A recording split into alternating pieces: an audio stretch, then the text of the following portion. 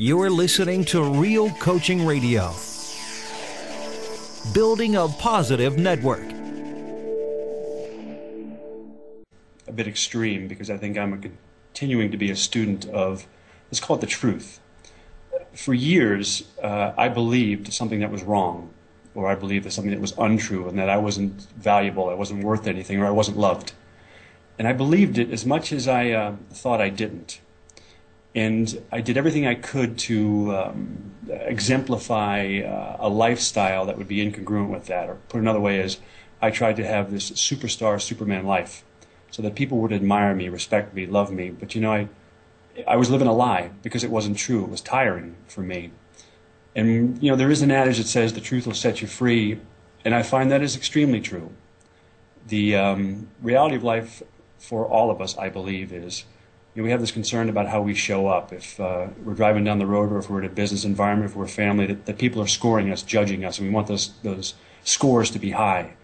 But in reality, folks really aren't judging us the way we think they are. They're spending very little time thinking about us. They're thinking about themselves.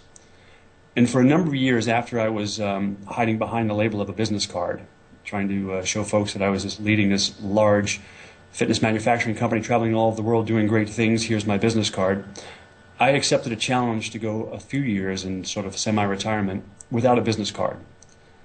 And people ask me, well, what do you do for a living? Which was always an interesting question. I say, well, I exist, I breathe, I hang out with kids. They say, what do you do? And I'd say, I don't do anything. And that made people very uncomfortable. And over time I realized I didn't need labels, that being truthful, being honest was less burdensome, less stressful, and I didn't have to have such a good memory as time went on, that if I could just be myself, use the gifts God put inside of me to the best of my ability, and live that every day and try to teach that to other people, that I wouldn't work a day in my life, I'd have a lot of fun.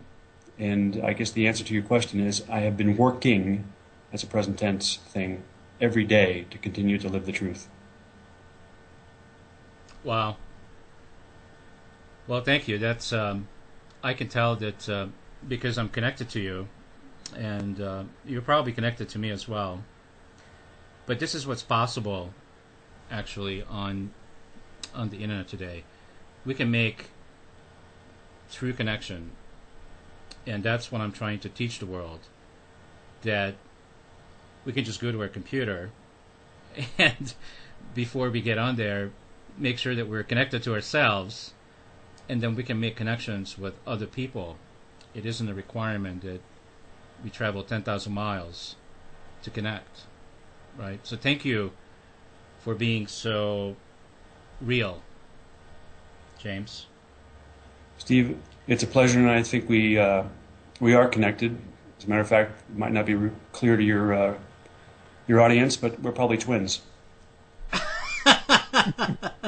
We have a tremendous amount in common. As you described a little bit about your past, I certainly see myself, because my big core issue is that I'm a nobody.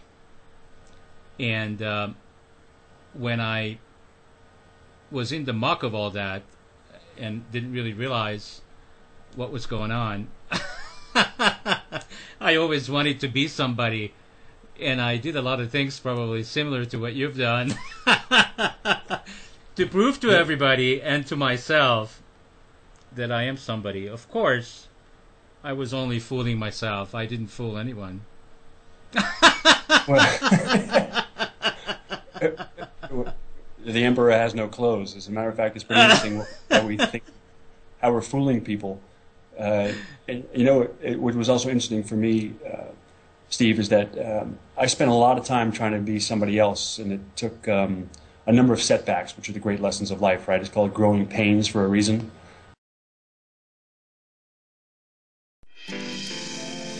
You're listening to Real Coaching Radio, building a positive network.